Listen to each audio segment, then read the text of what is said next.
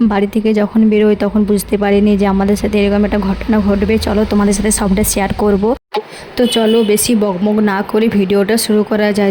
বাড়ি থেকে যখন বেরিয়েছিলাম তখন আমি কত খুশি কত হ্যাপি, বাইরে ঘুরতে যাব সে আনন্দে বাড়ি থেকে বেরিয়েছিলাম। তা যাই তো বাড়ি থেকে বেরিয়ে গেছি। এটা আমি ট্যাক্সি বুক করেছিলাম, ক্যাব বুক করেছিলাম।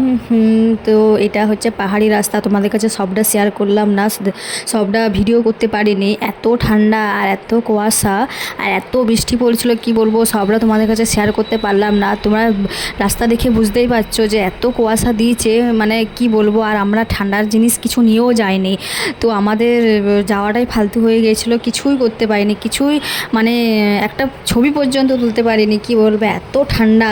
আর প্রচণ্ড হয়রানি হয়ে গিয়েছিলো, আমার গলা পর্যন্ত বসে গিয়েছিলো, কথা বলতে পারছিলাম না, প্রচণ্ড শরীর খারাপ হয়ে গিয়েছিলো। তো কিছু না করে পরে আমরা বাড়ি চলে এসেছিলাম। কিছুই হালকা একটু সামনেটা একটু ঘুরেছিলাম আর হালকা খাওয়া দাওয়া করেছিলাম, দিয়ে ওইখানেই আমরা ঘুরে চলে এসেছিলাম।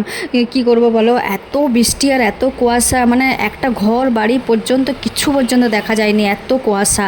আর পাহাড়গুলো এমন দেখাচ্ছে যেমন আমরা মেঘের দেশে চলে এসেছি, এমন পাহাড়গুলো দেখাচ্ছে দূর থেকে, কি বলবো।